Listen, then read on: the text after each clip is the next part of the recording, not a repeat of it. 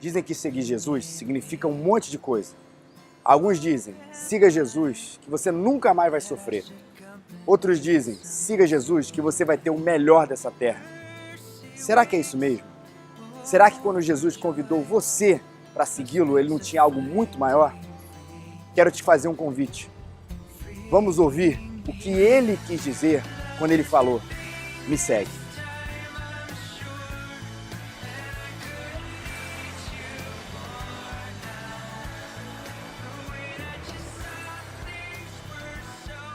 E hoje um texto muito especial, Lucas capítulo 24, de 44 a 49.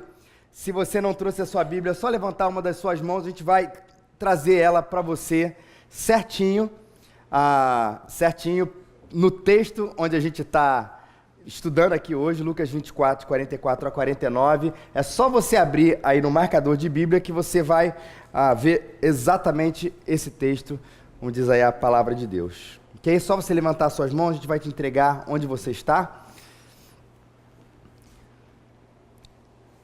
Lucas, capítulo 24, versículos 44 a 49. Depois lhes disse, são essas as palavras que vos falei, estando ainda convosco.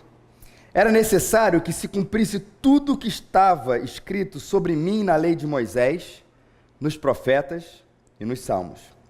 Então lhes abriu o entendimento para compreenderem as Escrituras e disse-lhes, está escrito que o Cristo sofreria e ao terceiro dia ressuscitaria dentre os mortos, e que em seu nome se pregaria o arrependimento para perdão dos pecados a todas as nações, começando por Jerusalém. E vós sois testemunhas dessas coisas. Envio sobre vós a promessa de meu Pai, mas ficai na cidade, até que do alto sejais revestidos de poder. O texto começa falando o seguinte, Jesus começa num diálogo dizendo, depois disso, depois ele lhes disse, mas depois de exatamente o que Jesus começa a conversar, isso que a gente acabou de ler. Voltando um pouquinho aqui nesse próprio texto, você vai ver que aconteceu o grande fato que deixou aqueles discípulos de boca aberta, que foi a ressurreição de Jesus Cristo. E uma das razões que deixou eles de boca aberta é porque eles, apesar da insistência, a gente vai ver isso aqui, apesar da insistência de Jesus de falar o tempo inteiro, olha, eu vou morrer, olha, eu vou ressuscitar, isso está tudo escrito, o tempo inteiro, a insistência de Cristo falar, eles em um certo momento não acreditavam muito. Até que o momento que Jesus de fato aparece ressuscitado, e naquelas dúvidas, Jesus ainda fala assim, espera o seguinte, vocês não estão acreditando que eu sou aqui, de carne mesmo, me dá um peixe. Deixa eu comer esse peixe. Me dá um alimento, alguma coisa que prove que de fato é um ser humano, é gente, né, que você está tocando, não é uma aparição fantasmagórica ou coisa parecida. E aí, passado esse tempo de uma certa incredulidade dos discípulos, de mostrar a Jesus falando, olha, sou eu mesmo, eu ressuscitei, eu como peixe, é gostoso, né? Tá bom, tá alimentando, ele não passa sobre o meu corpo, não é um ghost. Ele fala, depois dessas coisas, os discípulos, entre aspas, um pouco convencidos, a gente vai ver por que é entre aspas, deixa eu explicar para vocês o significado de tudo isso que aconteceu. Deixa eu explicar para vocês, meus discípulos, por que houve a morte, por que houve a ressurreição, por que eu estou aqui nesse momento.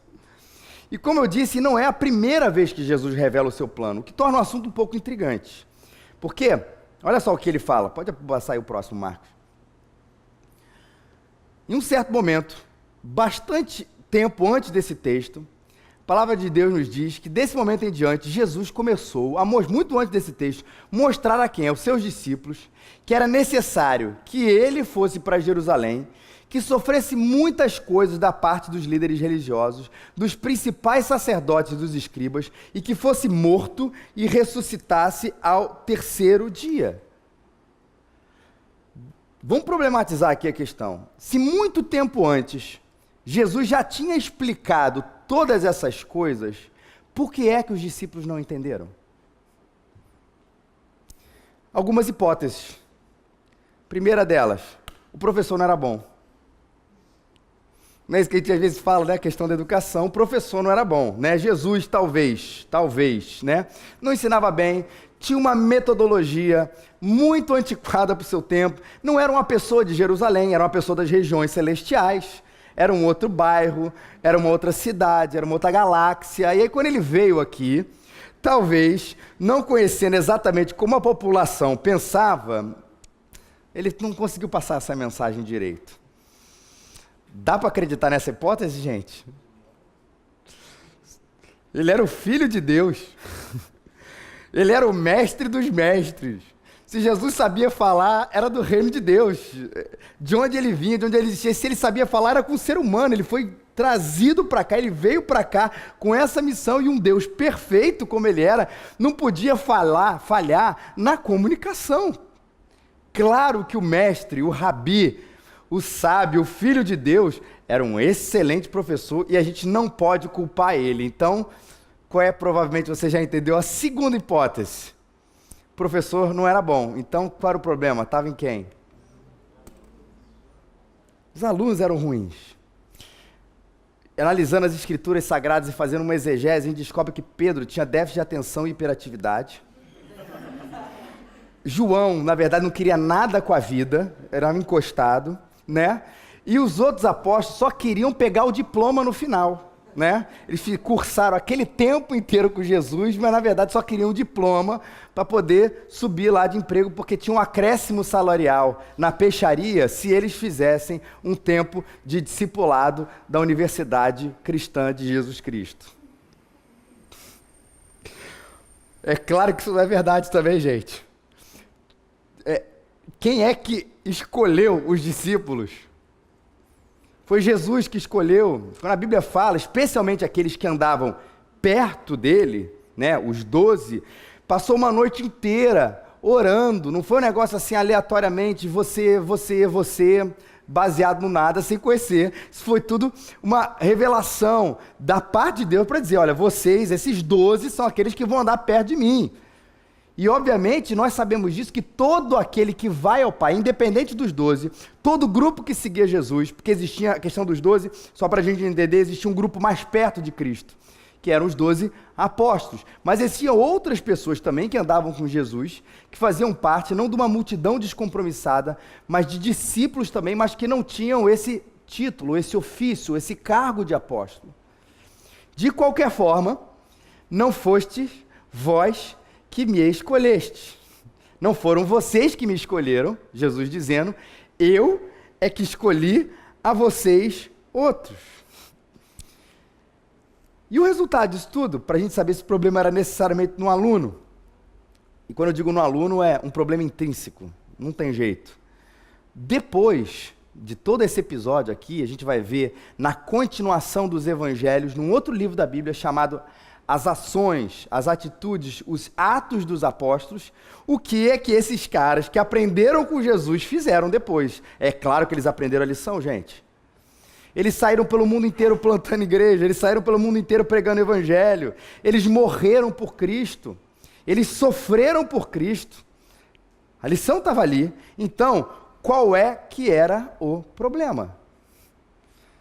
Se os alunos, se o mestre não tinha nenhuma falha, e se os alunos foram escolhidos pelo próprio mestre, o que é que era o grande problema? O coração deles ainda precisava ser aberto.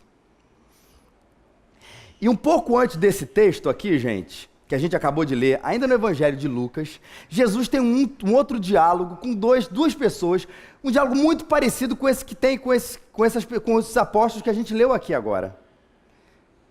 Ele disse, ó vocês tolos, que demorais a crer no coração em tudo que os profetas disseram. Acaso Cristo não tinha que sofrer essas coisas e entrar na sua glória? Jesus está andando ao lado de dois discípulos que já conheciam Jesus, que já sentiram o cheiro de Jesus, já sabiam o tom da voz de Jesus, e mesmo assim não reconheceram que era Jesus que estava do lado dele, algo que parece para a gente inconcebível, mas a Bíblia fala que é verdade. E aí Jesus diz, sabe qual é o problema de vocês? O problema de vocês não está aqui, o problema de vocês está aqui. O coração ainda precisa ser aberto. Existe uma coisa chamada incredulidade, que aí dentro de vocês é capaz de cegar tanto os olhos de vocês que vocês não conseguem reconhecer que de fato eu estou aqui do seu lado. E por que incredulidade? Porque aqueles homens estavam acreditando, guarde bem isso, que os homens tinham frustrado os planos de Deus. No fundo era isso. Olha a expectativa daqueles, olha, um dia vai vir um Messias, e ele vai ser o grande vencedor. E ele um dia vai resgatar tudo. Ele um dia vai resgatar todas as coisas. E aí Jesus começa a explicar, é verdade, e eu vou morrer, e eu vou ressuscitar, e é necessário que isso aconteça. Eu fico imaginando, tipo, não, tá bom, tranquilo, tá bom, mas de vez em quando esse Jesus fala os negócios e a gente não entende. Mas a verdade é que esse Jesus veio, e ele vai vencer, e ele vai vencer, e ele vai conquistar todas as coisas. Mas presta atenção, calma, eu vou vencer, eu só quero que vocês entendam um processo. Para isso acontecer, eu vou morrer e vou ressuscitar. Não, deixa para lá, ele fica falando essas coisas, acho que Jesus de vez em quando passa muito tempo na praia, está tomando sol, não entendo isso. E eu acho que quando a gente bota uma coisa na nossa cabeça, é difícil tirar. E para aqueles homens era difícil tirar aquela ideia, porque o coração deles estava a profunda fé de que Deus havia sido derrotado. Deus havia sido derrotado e que os homens haviam vencido aquela situação. Deus havia sido dominado pelos seres humanos, a esperança, essa é a grande realidade, a esperança tinha acabado, não tem mais jeito, ele acabou, ele morreu, esse negócio de ressuscitou, sei lá se isso é bem verdade, Deus foi derrotado. E a falta de esperança era tão grande que eles eram incapazes de reconhecer que estava ali Jesus andando do lado deles. E eram incapazes de reconhecer que não somente Deus está no controle da história, esse é um ponto muito importante, mas Deus está em controle de como a história vai acontecer. Porque volta e meia queremos dar o quê? Ordens para Deus. Senhor, eu sei, o Senhor vai vencer todas as coisas, mas esse negócio de morrer e de ressuscitar, não. Não está de acordo com a minha vontade. Essa história de fazer as coisas desse jeito não é bem assim. Deixa eu te ensinar, Deus. Deixa eu te ensinar, Jesus. Sou os apóstolos. É assim, assim, assim. Reza aqui na minha cartilha. Aí Deus fala, eu vou morrer e vou ressuscitar. E sempre quando eu leio esse texto, esse outro, que você está vendo aqui nos discípulos no caminho de Emaús, a gente não consegue muito... Às vezes a gente acha que a gente não se identifica com eles. Que se fosse eu, e Jesus estivesse ao meu lado, eu reconhecia quem ele era. Meus queridos, lê do engano nosso. Lê do engano nosso. Nós também temos essa mesma incredulidade no nosso coração. Volta e meia, ainda que os nossos lábios não professem, o nosso coração é convencido de que Deus foi derrotado. Ninguém aqui é capaz de dizer isso, não é? Não, eu acreditei que em um momento da minha vida Deus foi derrotado. O nosso lábio não consegue nem proferir isso, tal é o tamanho da nossa heresia. Mas aqui dentro, ele morreu e não vai ressuscitar. Coisa nenhuma. Porque se ressuscitasse, e aí a gente começa a traçar os processos de Deus. Porque se ele fosse ressuscitar e se ele morresse, ele teria feito isso. Ele não teria permitido que eu tivesse isso acontecido. Porque se ele fosse Deus mesmo, isso seria desse jeito. Aquilo ali não seria daquele jeito. E a gente começa a dizer, de alguma maneira, que a história sai das mãos de Deus, o controle sai das mãos de Deus, os processos saíram da mão de Deus. E a gente se torna igualzinho esses homens que andaram ao lado de Jesus, mas foram incapazes de reconhecer, ou incapazes de ouvir, mesmo alunos de Cristo, a história que ele já vinha falando há muito tempo.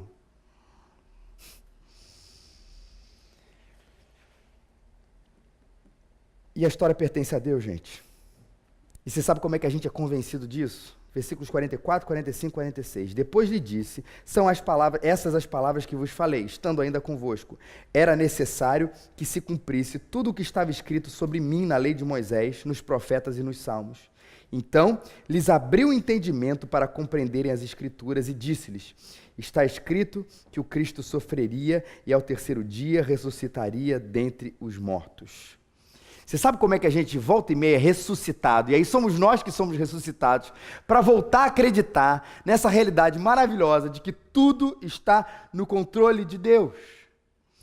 Primeiro, é óbvio, são as Escrituras. O que Jesus fez? Ele começou, e é toda essa ideia de lei de Moisés, profetas e de salmos. Jesus estava todo dizendo que a totalidade do Antigo Testamento, da primeira parte da Bíblia, ele já está prenunciando de formas diversas, diferentes, mas está falando do Cordeiro de Deus que haveria de vir para resgatar o povo dos seus pecados. Está escrito, um excelente mestre, um excelente mestre. Mas sabe o que é fantástico para isso? E tem a ver com os primeiros versículos que a gente leu. A gente precisa do toque de Deus para que essa palavra se torne viva dentro da gente. Então, na minha versão está, então lhes abriu o entendimento para compreenderem as Escrituras. E esse lhes abriu tem um ele mesmo aí, no grego, na língua original. Então, ele, Jesus Cristo, abriu o entendimento deles para compreenderem as Escrituras. Tem um toque a mais. Não é apenas, gente, preste atenção aqui, não é apenas uma leitura explicando racionalmente por A mais B. Passa por isso, mas passa por um convencimento que só Deus pode fazer no nosso coração. Talvez você, que tenha já nascido na igreja, durante algum tempo na sua vida, alguns de nós, talvez nascidos na igreja, um dia percebemos aquilo que sempre nos foi dito, não é verdade? Nasci na igreja, eu ouvi a historinha na escola dominical, depois ouvi a historinha na UPA, depois ouvi a historinha na mocidade, as mesmas histórias, a mesma pregação, sempre falando que Jesus Cristo morreu pelos nossos pecados, as histórias do Antigo Testamento, a história do Novo Testamento, e você sabe o que isso fazia diferença para mim? Nada. Quando eu digo que não é uma compreensão meramente intelectual, não estou tirando a intelectualidade, mas dizer que há muitos ateus que sabem narrar a história bíblica muito melhor do que às vezes todos nós aqui juntos, me incluindo nessa.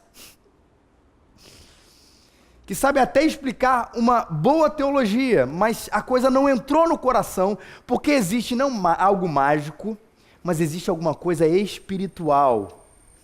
Quando Deus abre os olhos do nosso coração, como a gente cantou aqui, para a gente perceber aquilo que sempre esteve ali, para a gente perceber que aquilo que sempre esteve ali, ele se torna existência dentro de nós. Para aqueles que ainda não creem, se torna a primeira realidade, mas ainda assim, gente, a aplicação é para a gente também que crê. Porque tem hora que a gente escuta as mesmas verdades, como esses discípulos que já conheciam a Cristo, mas parece que certas coisas não entram. A gente é tomado de novo pela incredulidade, a gente é tomado de novo pela falta de fé, a gente é tomado de novo pelo amor ao pecado, achando que de alguma maneira a gente vai conseguir lidar bem com aquilo, que não vai ser tão ruim, que nada de mal vai acontecer com a gente. De que a gente pode tomar outros caminhos, de que a gente pode ser independente de outras histórias, a gente vai se deixando levar por essas coisas, ou por uma, por outra, ou por todas elas, até que em um certo momento parece que Deus tem que de novo abrir os nossos olhos, ou primeira vez para algumas coisas, para dizer, será que você não entendeu?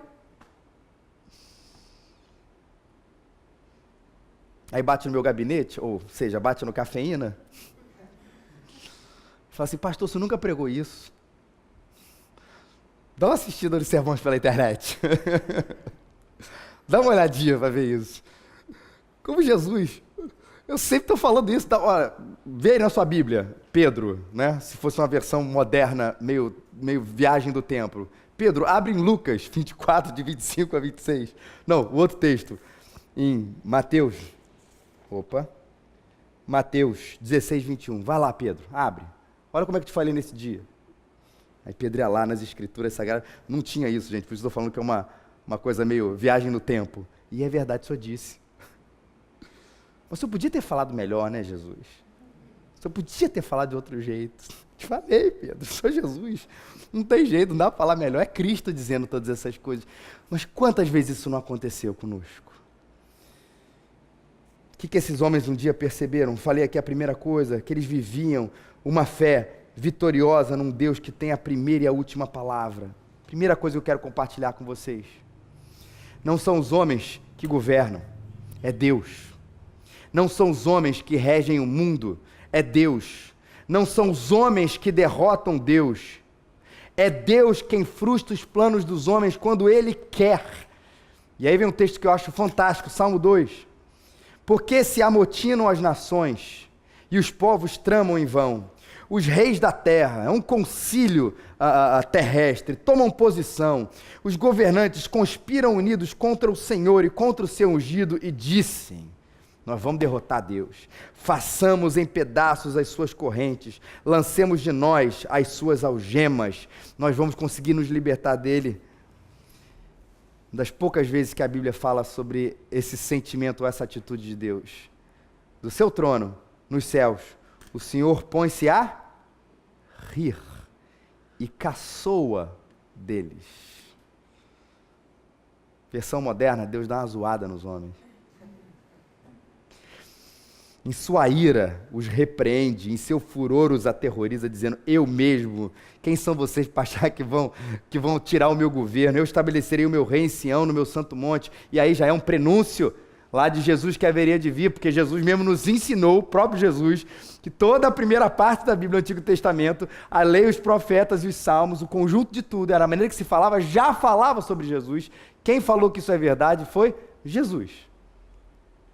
Não tem gente que interpreta melhor do que ele. Mas eu acho bonito isso, que Deus, ele ri, põe-se a rir e caçoa daqueles que acham que podem ter algum tipo de independência de Deus, de que a gente pode fazer as coisas do nosso próprio jeito. Não dá.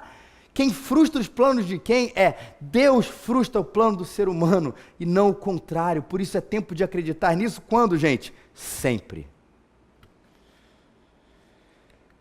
Segundo ponto, eles perceberam a grande mensagem da Bíblia. Está escrito que o Cristo sofreria ao terceiro dia, ressuscitaria dentre os mortos, em que seu nome se pregaria o arrependimento para perdão dos pecados de todas as nações, começando por Jerusalém.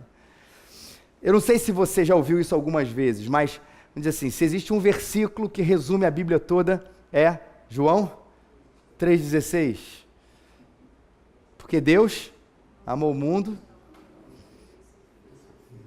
Tá ótimo, gente, tá excelente, tá muito bom, sincronizado, alto, com segurança, força, muito bom, gente, vamos lá, porque Deus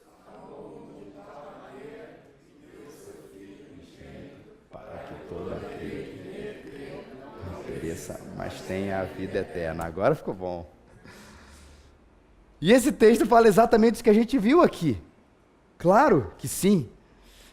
Está escrito que ele sofreria e ao terceiro dia ressuscitaria não com as mesmas palavras, não com os mesmos detalhes, mas a mesma mensagem, meus queridos. Que a grande mensagem da Bíblia é essa, que se seu coração ainda não atentou para isso, hoje, Jesus também quer abrir os seus olhos para você atentar qual é a grande mensagem da Bíblia. A Bíblia fala de dinheiro, gente, fala.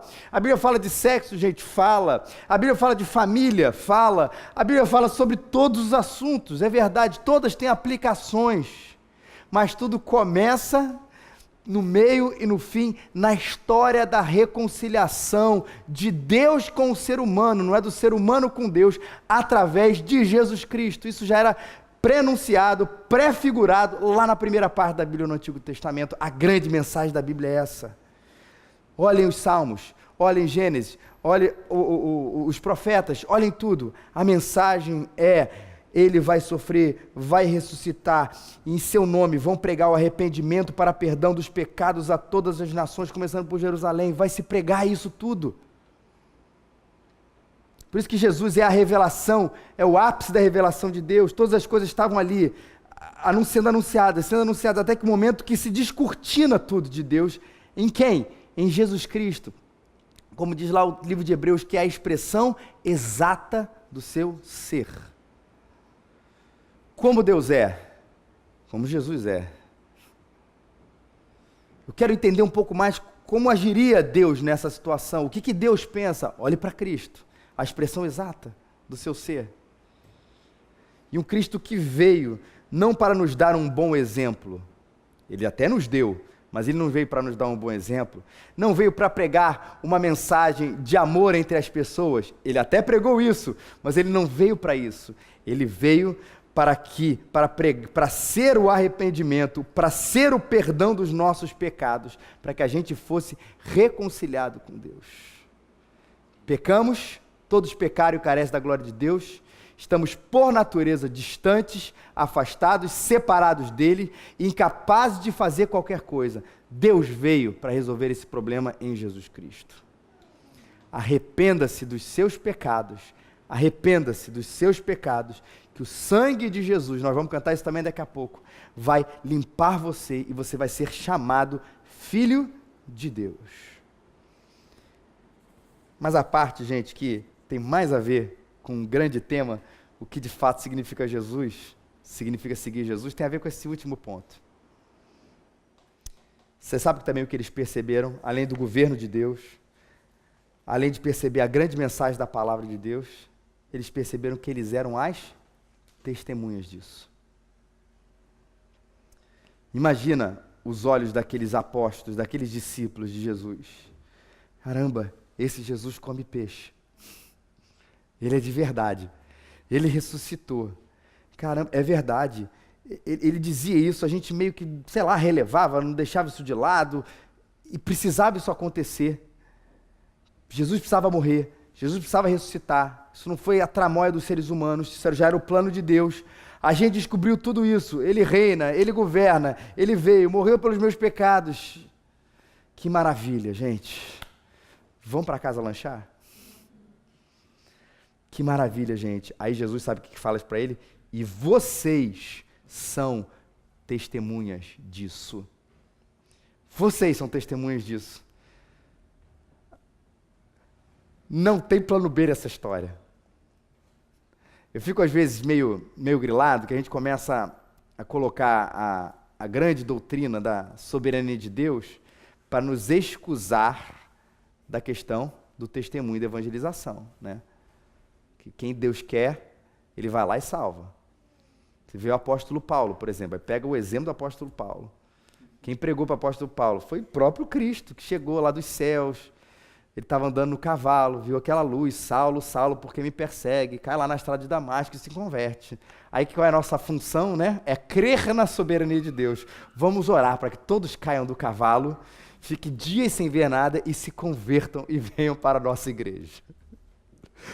E a gente começa a medir o extraordinário, que é obviamente o que Deus quiser ele faz, começa a medir o extraordinário como se ele fizesse parte do comum. Quando, na verdade, a gente é enviado como esses apóstolos foram enviados. Agora, vocês conhecem a mensagem de toda a palavra de Deus. Vocês já sabem que Ele reina, que Ele governa, que nenhum homem pode frustrar o plano de Deus, que nenhum homem pode amordaçar Deus, que nenhum homem pode tentar tirar Deus da história. Não dá. É Deus quem faz isso com o ser humano. Sabe o que vocês fazem? Contem isso. Não há para onde fugir. Não há Deus, não tem outra pessoa com quem contar. É a gente mesmo. Por isso que a gente está plantando essa igreja. 3 coisas sobre esse chamado. Primeiro deles, a extensão. O que Jesus diz? Que isso seria pregado a todas as nações. Sempre bom lembrar. Começando pelo Flamengo, tá? Aqui está Jerusalém, mas na minha Bíblia está começando por Flamengo e Botafogo. A gente começa por algum lugar, óbvio. Mas a gente não pode parar ali nunca. Lembro que isso era uma das primeiras coisas que eu falei, e a gente daqui a pouquinho vai dizer, há 1 ano atrás. Você acreditam nisso? Nossas primeiras, a gente já daqui a pouco faz 1 ano de reunião com o Grupo Base, é 19 de janeiro. Está perto. Há 1 ano a gente falava disso. Nossa igreja, eu lembro de uma palavra, né, até do Maurício na época, ele falou assim, olha, é uma igreja a partir do Flamengo, não sei quantos estão lembrados, foi uma reunião lá na minha casa ainda. A partir do Flamengo. Ou seja, é aqui, mas é a partir dali. Aonde Deus vai parar essa história, eu não sei. Onde Deus vai, eu tenho vários amigos meus se mudando para Houston, vários mesmo. A gente está pensando em abrir uma congregação lá. Eu quero saber se tem algum grupo base para ir comigo. Várias mãos levantadas.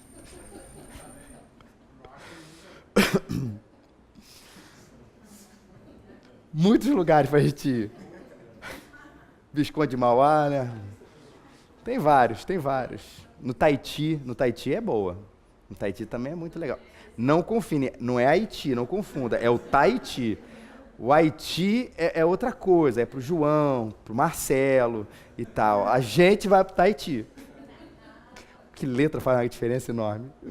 Mas é para todas as nações.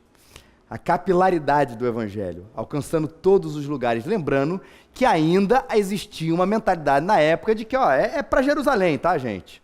Ainda existia aquilo ali. Jesus o tempo inteiro, especialmente no Evangelho de Lucas, que é escrito para não-judeus, ele ressalta as frases de Jesus, os ditos de Jesus que vão falar, ele é a luz para as nações. A gente canta luz para nações que dissipa as trevas. Essa frase está em Lucas.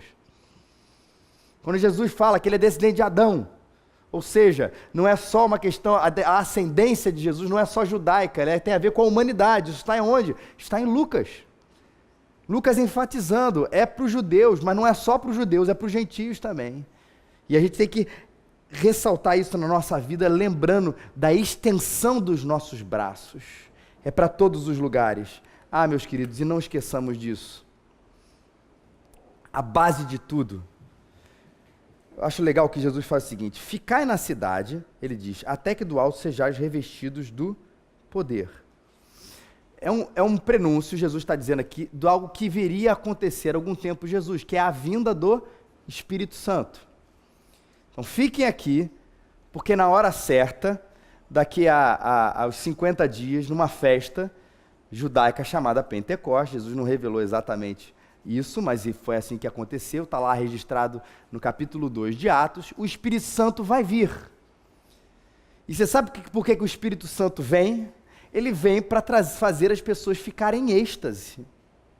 Ele vem para fazer as pessoas ficarem dançando reteté na hora do culto. O Espírito Santo vem para fazer as pessoas rolarem no chão. Sabe para que o Espírito Santo vem, gente? Para capacitar a gente para fazer a obra de Deus. Para capacitar, isso tudo foi ironia. A Rafaela, às vezes, quando fala isso para mim, amor, você fala as coisas acreditando que é ironia, mas você não esqueceu de falar isso a Jesus.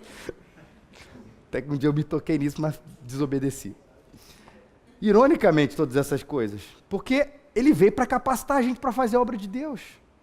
E eu acho muito interessante também esse fato. Eles precisavam esperar. Eu não quero ponderar sobre o imponderável. Por que foi 50 dias depois? Por que não foi 10? Por que não foi na hora? Por que não foi 5 dias depois, né? Não tem uma explicação exata sobre isso. Mas eu acho que na medida que a espera acontece, dentro de nós amadurece não a importância, mas a fundamentabilidade do Espírito Santo nessa obra. Tipo, não sai de casa sem o Espírito Santo. Não sai de casa sem o Espírito Santo. Fica aqui.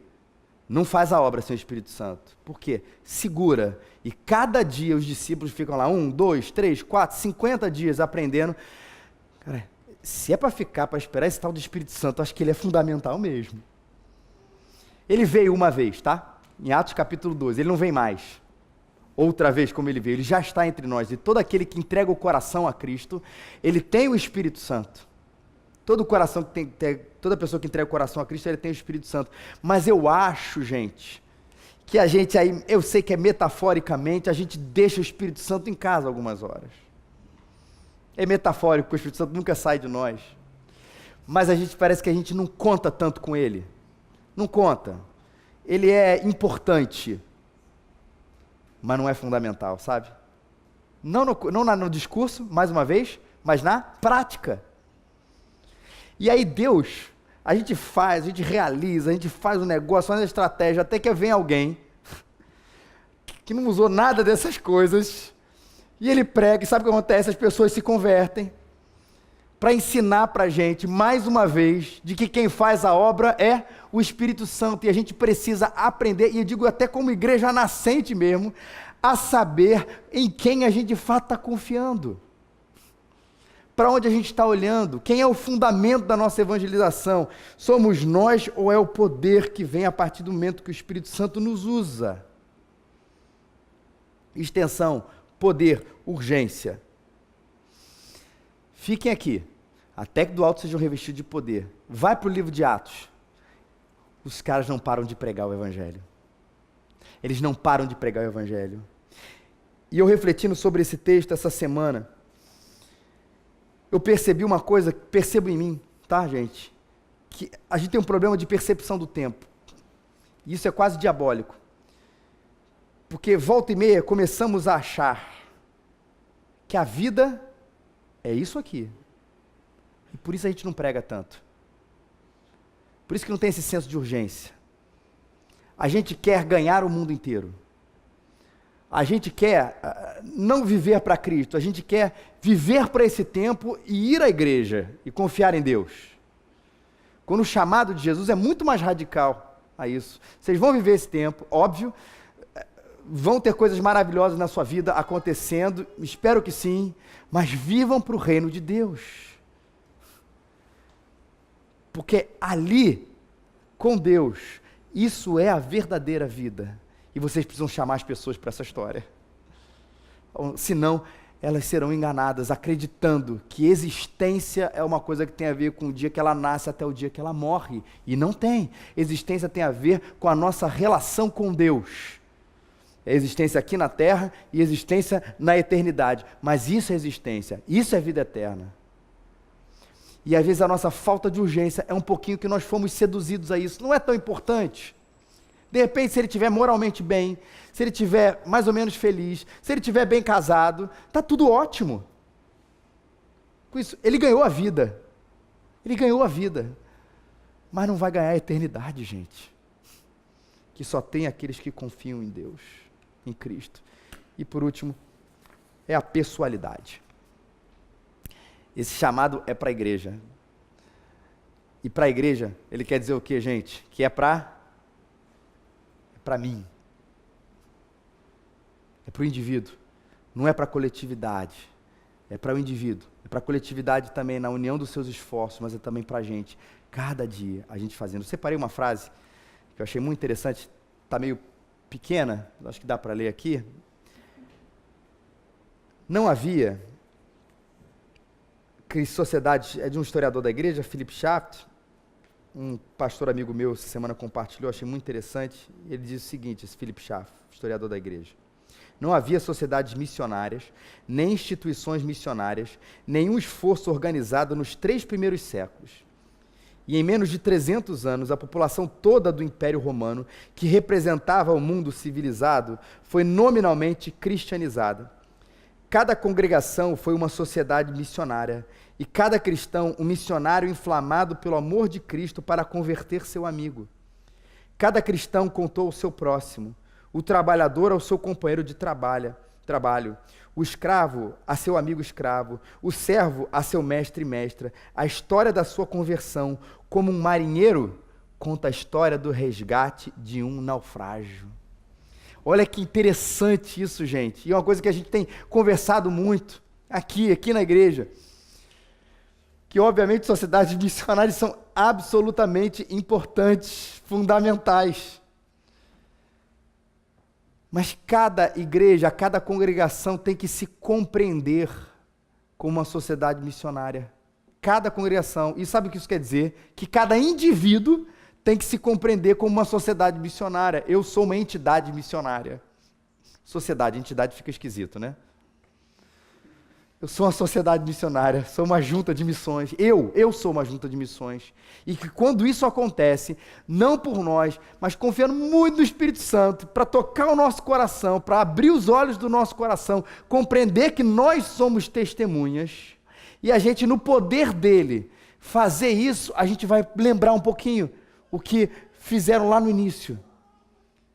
Os esforços eram, cada um, cheio do Espírito Santo, falando de Cristo. Essa era a grande diferença. um pouco tempo atrás, pode separar no vídeo aí, Marquinhos, por favor, o Rick e a Rúbia me apresentaram um vídeo muito interessante, de uma senhora chamada Ludmila, dá um pausezinho ainda, que ela vai contar um pouco de como ela, na vida dela, dia a dia, ela evangeliza. Até porque essa coisa de evangelização sempre nos dá uma ideia sempre de praça, de microfone, né, de culto ao ar livre, aquela coisa, e eu não tenho muito jeito para isso, a maioria de nós acaba dizendo isso.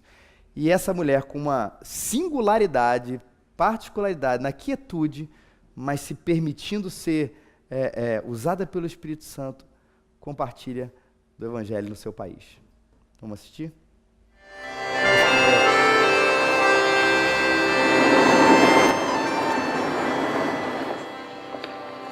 In my lifetime, I have experienced the rule of two totalitarian regimes. One was the German Nazis, and the second was the Russian communists. The Word of God says 366 times, "Do not be afraid, do not fear." So we weren't afraid.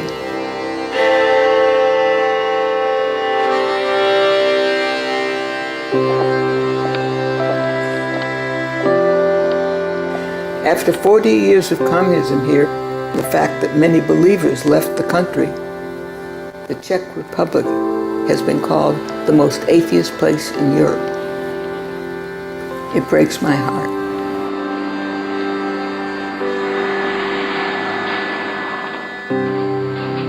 My name is Ludmila Hararova.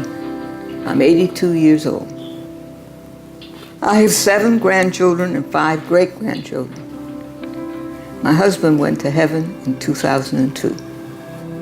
The Lord Jesus told me now He is my husband, and He wants to continue to use me. He wants me to be His representative, His ambassador. Next to the door of my house, there is a bronze sign that says, "The Embassy of the Kingdom of Heaven." My home is an extension of Christ's kingdom. It's a place where people can come and look for help if they're in trouble or have a need. The Bible says the kingdom of heaven is joy and peace in the Holy Spirit. That is the atmosphere I want here at the embassy.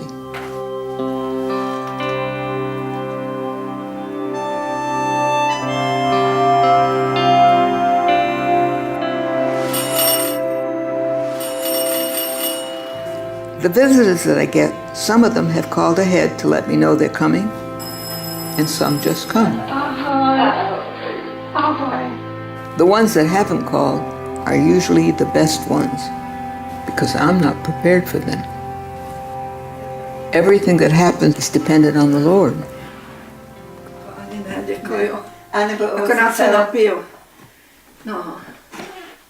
Today, a dear friend came by. She's a widow, and her family really are struggling financially. Ale dneska je to 4 roky, co 4 roky, co umřel, a dneska tak mě tak chybí. Whenever people enter this house, I just lay everything else aside and spend time with them. I have learned to recognize the inner voice of the Holy Spirit. The Holy Spirit likes to take control.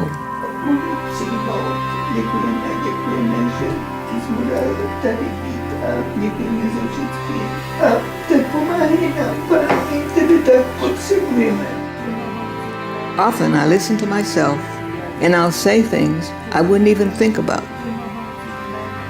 There is no problem to deal with the issues that people bring when they come here, because the Holy Spirit is here. Před viditelným i neviditelným světem tvoje vítězství v nově rodině. Amen.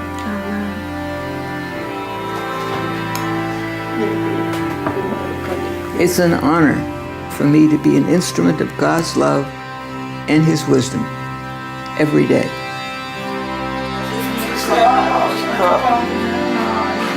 Děkuji ti za všecko. Děkuji ti za Ivanku, We often don't realize that all believers are called to be representatives of the kingdom of heaven. We are all ambassadors. The Lord Jesus didn't choose to do it any other way. He simply entrusted us.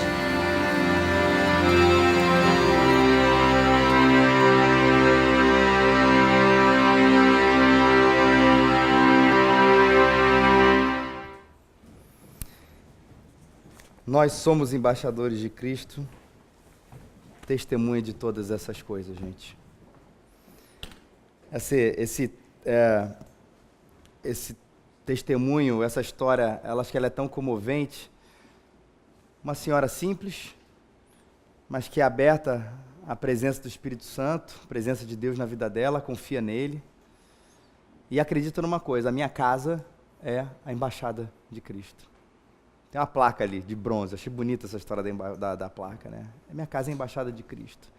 E eu sou o embaixador dele. Onde eu for, eu levo os valores, o jeito e, principalmente, a mensagem do reino da qual eu faço parte. Se cada um de nós lembrássemos disso. Cada um de nós, se eu lembrasse, se todos nós. E a gente lembra, nesse último sermão aqui, que Jesus fala, vocês são minhas testemunhas. Logo depois o apóstolo Paulo dizer, vocês são embaixadores de Cristo. Vamos viver essa realidade, gente, nessa confiança no Espírito Santo. Senhor, nosso Deus e nosso Pai, ó Senhor, obrigado que o Senhor deu pra gente esse privilégio, Senhor, privilégio de poder, Senhor, botar na nossa casa, na nossa vida, no nosso coração, essa placa, Senhor. Que nós somos, ó Deus, os teus embaixadores. O Senhor nos escolheu para isso, nos chamou para isso. E a gente quer entender a extensão disso tudo, Pai. O Senhor chamou a gente, talvez a maioria de nós para muito perto, alguns outros para muito longe, outros para nem tão longe, mas para vários lugares.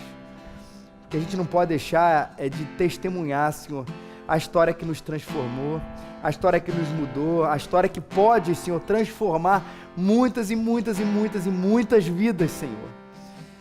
Deus, porque o Senhor está interessado nisso, o Senhor está olhando, Senhor, para a gente, está olhando para o teu povo, Senhor, procurando, Senhor, aquele, Senhor, que há de abrir a boca, Senhor, que há, Senhor, de confiar em Ti, Senhor, para realizar essa obra. E nós queremos dizer, Pai, eis-nos aqui, nós estamos, Senhor, aqui para isso, para levar essa santa mensagem maravilhosa, transformadora, Senhor, para outras vidas que ainda terão os corações abertos, os olhos abertos para entender essa realidade. Na força do Teu Espírito, Senhor, mas nós queremos dar o passo, Senhor, e dizer, nós, Senhor, queremos ser parte do Teu plano para que isso aconteça, Senhor. Que a gente nunca perca isso de vista, Senhor. E que o Senhor nunca deixe o nosso coração também desacreditar da mensagem, Senhor, de como se de repente as coisas acabarem não dando certo, do jeito que a gente gostaria, no tempo que a gente gostaria, Senhor. Que a gente lembre quem governa, Senhor. Quem frustra os planos de quem? Quem frustra os planos de quem, Senhor? É o Senhor que frustra os planos, Senhor, do ser humano. O Senhor nunca deixa de fazer a Tua vontade. Nunca. O Senhor nunca deixa de fazer aquilo que Tu queres fazer, ó Deus. O Senhor nunca deixa de ser vitorioso, ainda quando as coisas pareçam ser derrotadas. Nunca, nunca, nunca deixa, Senhor. A mensagem da salvação nunca saia da gente, ó Pai. Nunca saia da gente, nunca tire de nós, mas que saia pela nossa boca, Senhor. Para que outros também continuem a crer nisso, Senhor, e comecem a crer nessa realidade. Te pedimos isso, Senhor, no nome santo e poderoso do Senhor Jesus. Amém. Amém.